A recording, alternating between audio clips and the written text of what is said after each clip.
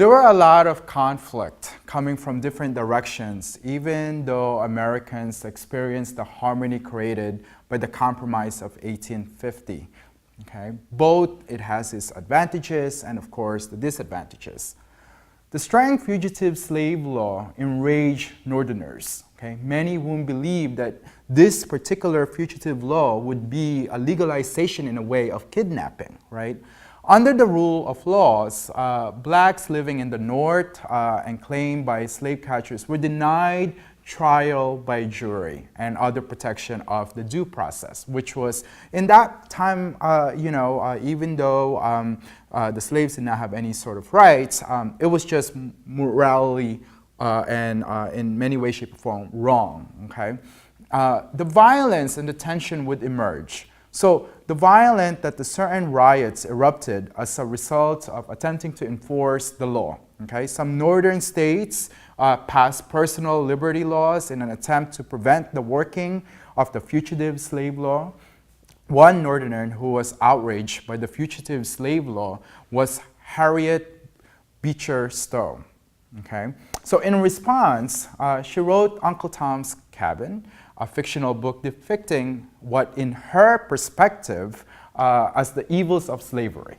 The book was denounced and condemned by the South, but it became an overnight bestseller, of course, in the North, which turned out many people toward active and, of course, gave them that liberation or that energy to fully oppose to slavery.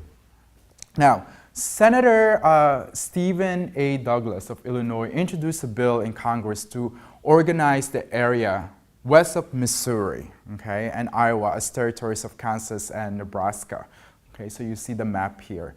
Senator Douglas hoped to organize the territories and that it would facilitate, in a way, the building of transcontinental railroad on the central route, something that would benefit Illinois.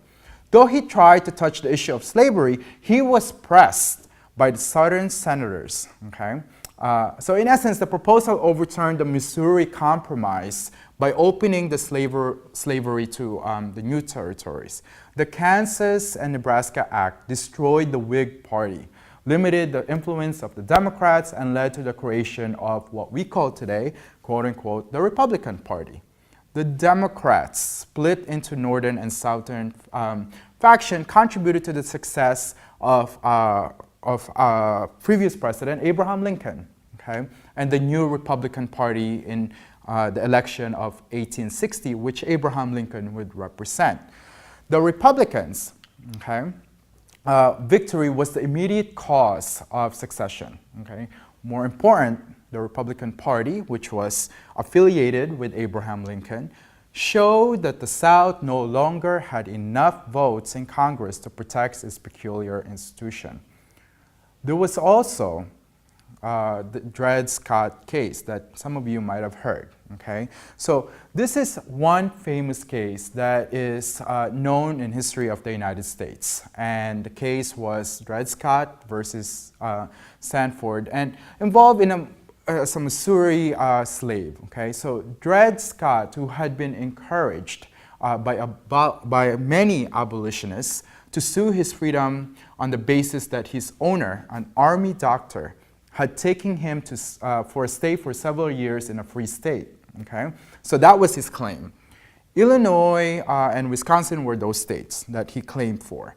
By 1856, the case had made its way to the Supreme Court, the highest court in the land, and in March of 1857, just a couple of months, in the next year, the court was ready to make its decision. Now, what was the decision? The justices were hesitant to rule because the plaintiff, Dred Scott, okay, you see him here in the slide, was considered not a citizen, so therefore he could not sue in the court. President Buchanan, however, encouraged the justices to go ahead and attempt to settle the whole slavery issue once and for all, and the court obliged. Okay? Far from settling the different conflict and the controversy between the North and the South, Dred Scott only made it worse. Southerners, okay, were encouraged to take a very extreme position and refused any sort of a compromise about slavery. Okay? While anti-slavery Northerners, okay, became more convinced that there was a pro-slavery conspiracy controlling the branches of government. So basically, as I said, slavery is becoming more and more the hot topic during that time, right? And this is in many other factors, not just economic and social. Slavery had played the frontline topic of why would the South really bring a lot of pressure to the North, and the North would bring pressure to the South, obviously, to condemn slavery. In 1857, there was also a short but severe depression that had happened in America, and that would hit the nation. It was called the Panic of 1857. Several years over speculation in railroads and lands, faulty bank systems and practices that interrupted the European capital into the American investment, basically because of low tariff in the South. So the South saw this as a panic because the South is gaining momentum with its superior economy, which means slavery as an advantage. Now, take a look at this next slide. This is Abraham Lincoln, okay? And of course, his opponent for the next election. In 1858, Illinois senatorial campaign produced a series of debate that got to the heart to the issue of threatening to divide the nation, which was at this point slavery, right? It was a Democratic senator, Stephen A. Douglas, right here, next to Lincoln, and a lawyer named Abraham Lincoln, right? So both of them went to a debate, a senatorial debate, basically, okay?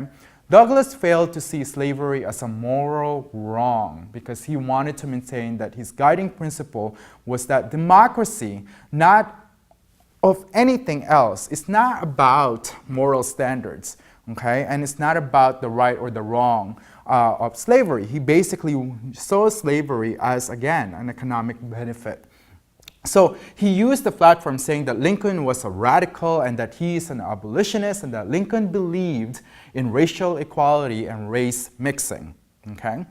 Lincoln was not successful to win this particular Senate seat, but the debate itself, okay, about slavery was successful, in which made Lincoln's stance to be the spotlight, okay, and one of the most hot topic that would give strength to the Republican Party at that time. The Democrats split into Northern and Southern faction contributed to the success of Abraham Lincoln. Okay, so even though Abraham Lincoln lost the Senate, he became, in essence, a figurehead in American politics at that time with his stance on slavery. More importantly, the Republican victory showed that the South no longer had enough votes, to protect its institution, right? And in many ways, shape, or form, this changed the dynamic of America during that time. This would also give the opportunity as we move on to the next modules and the next lessons in regards to how Lincoln would be selected to be the figurehead of the Republican Party that will lead him to his presidency.